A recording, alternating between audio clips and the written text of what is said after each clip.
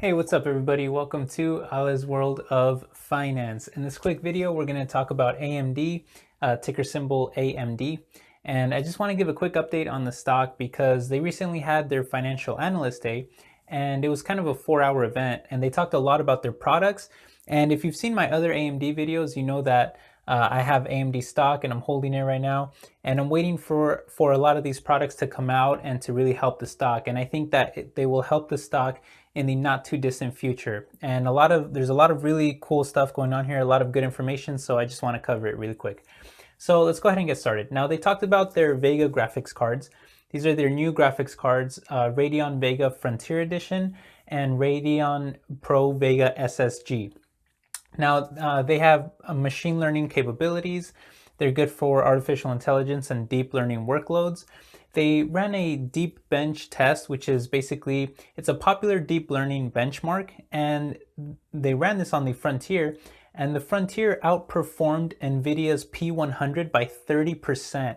And NVIDIA's P100 is, right now, it's the world's fastest graphics processor that is available in the market. So that's outstanding, guys.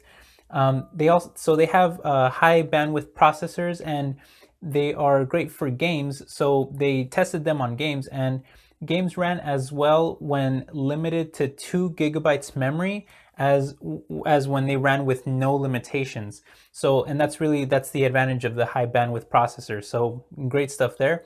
They also tested 4K gaming, and the Vega ran Sniper Elite. It's a video game, and it ran it in 4K graphics, 60 to 70 frames per second, and it hit 80 frames per second a few times. So great stuff there. Now, Sniper Elite is, what's the word? I'm blanking on the word. It's optimized for AMD. So you really have to run this test with other video games to really get a full impression, but still great stuff there. Now, the Pro Vega SSG, which uses the solid state graphics, that's what SSG stands for, that's a really interesting one because it's great for very large data sets. And the reason why is because it can increase its 16 gigabyte high bandwidth memory to 2 terabytes. So it's really great for large data sets. And so they tested it with a ray tracing demo, and in the demo they turned off the SSG and the demo ran like a slideshow. It was like all chopped up and cut, but when they turned the SSG on, it was buttery smooth. So it's just crazy, guys. So a lot of really good stuff coming out from there. Now, the Ryzen APUs, they're made for the premium mobile market. They're made for ultra portable devices, 2-in-1s, and gaming notebooks. And they have improved performance from their current APUs. And this is shown with a 50% increase in performance in the CPU workloads, 40% in the graphics, and they use half the power. So just outstanding improvements there. Now, the Ryzen Threadripper, you've probably heard of this one.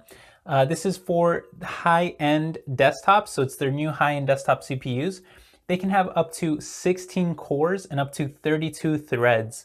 And when compared to mainstream Ryzen, they have more bandwidth, more cache, and more I/O functionality. And they're really built to compete with Intel, and they should be available in the summer. So great stuff there. And then there's EPYC, which is EPYC.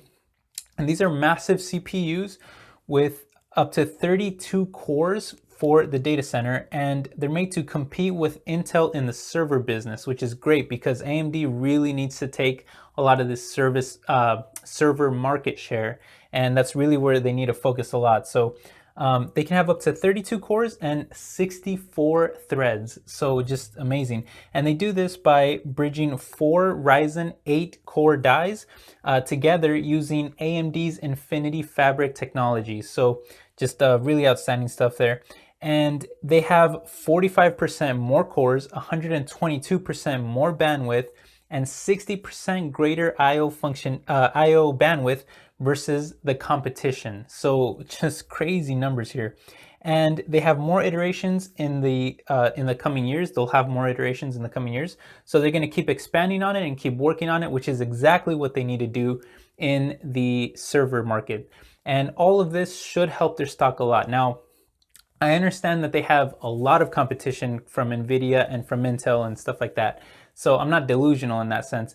But you know, in their last earnings call, a lot of investors and a lot of analysts were expecting great numbers from them without these products being factored in. This stuff takes time, guys. So I really think that their stock has been dropping and it's been a little volatile. I really think that when these products start coming out, it's going to help the stock kind of solidify, kind of, you know, turn into a more steady pace. And I think it'll really start to increase a little bit. Now, that's just my opinion. I could be wrong. But I do still have high hopes for AMD, so I will be holding on to my shares. And I'm not saying that you're wrong, I'm not saying I'm right, but that's just my opinion. I really like these products, and I know there's a lot of competition, but if you ask me, is AMD doing what they need to do? I would say yes, they're doing what they need to do to be competitive in these different areas. So anyway, that's my take on it. This is just a quick update on AMD, and I hope you enjoyed the video. Please subscribe and please like the video. I'll see you guys next time. Have a wonderful, beautiful day. Take care.